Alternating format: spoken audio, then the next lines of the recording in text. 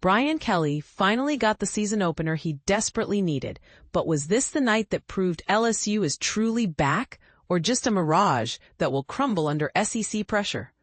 The 9th-ranked LSU Tigers shattered their embarrassing 5-game losing streak in season openers with a gritty 17-10 triumph over 4th-ranked Clemson on Saturday night in Death Valley. This marked their first victorious season debut since the legendary Joe Burrow orchestrated that magical undefeated championship run back in 2019.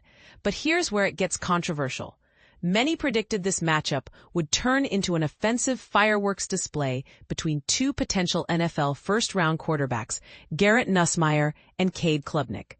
Instead, LSU's previously criticized defense completely stole the spotlight, blanking Clemson in the entire second half, while restricting the Tigers to a measly 32 rushing yards for the entire contest. You need genuine toughness and authentic character.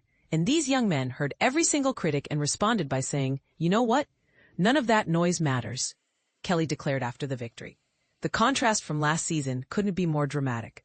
Exactly 12 months ago, Kelly's frustration reached a boiling point following LSU's devastating 27-20 season-opening defeat to USC in Las Vegas. His anger was so intense that he slammed his fist on the table during the post-game press conference, nearly toppling his water bottle in the process. We're sitting here again, Kelly had lamented last year, discussing the exact same issues about failing to close out games when you have your opponent exactly where you want them. Saturday night told a completely different story. After Nussmeier connected with tight end Trey'Dez Green for the decisive 8-yard touchdown with 12:18 remaining on the clock, LSU's revamped defense rose to the occasion when it mattered most. They stuffed Clemson on a crucial 4th-down attempt at the LSU 33-yard line, then forced an immediate 3-and-out on the following possession. The drama reached its peak when Clemson mounted one final drive, advancing to LSU's 15-yard line with roughly 60 seconds left. That's when linebacker Harold Perkins Jr., making his triumphant return from a torn ACL suffered during the 4th game of 2024, pressured Klubnik into rolling out and firing an incomplete pass on 4th down. We've fielded some explosive offenses here over the past several years that could consistently move the football, Kelly explained. What we desperately needed was a defense capable of withstanding pressure. When you travel to face a top-5 opponent, you absolutely must bring a defense that can deliver. And this is the part most people miss. LSU's transformation didn't happen by accident. After finishing dead last in the SEC in scoring defense during 2024, surrendering 24.3 points per contest, the Tigers opened their checkbooks wide during the offseason. Kelly has publicly acknowledged that LSU invested approximately $18 million in this year's roster construction. The newcomers made immediate impacts against Clemson. Defensive ends Patrick Payton, who transferred from Florida State, and Jack Pyburn from Florida provided consistent pressure. Tackle Bernard Gooden from South Florida anchored the interior, while cornerback Mansour Delane from Virginia Tech and safeties Tamarcus Cooley from NC State and A.J. Halsey from Houston all contributed significantly to the defensive masterpiece. While LSU managed only 2 official sacks, they effectively eliminated Klubnik's rushing opportunities and consistently disrupted his timing throughout the evening. The Clemson signal caller struggled to find rhythm, completing just 19 of 38 attempts for 230 yards, while throwing 1 interception.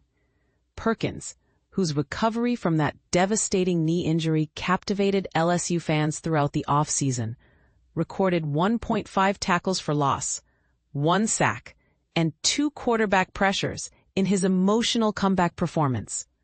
First game back, there were some absolutely outstanding moments LSU defensive coordinator Blake Baker observed about Perkins.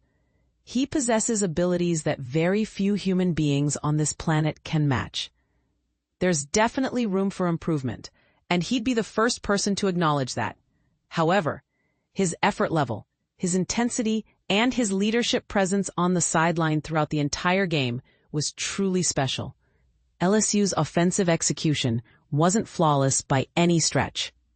The Tigers committed 2 costly fumbles during the opening half, including a particularly painful turnover at Clemson's 12-yard line that could have changed the game's trajectory. Despite these setbacks, LSU accumulated 356 total yards and converted 25 first downs, while dominating the second half through effective clock management and a punishing ground attack. Nussmeier delivered a solid performance, connecting on 28 of 38 passing attempts for 230 yards and 1 touchdown, though he'll certainly want to clean up those turnovers moving forward.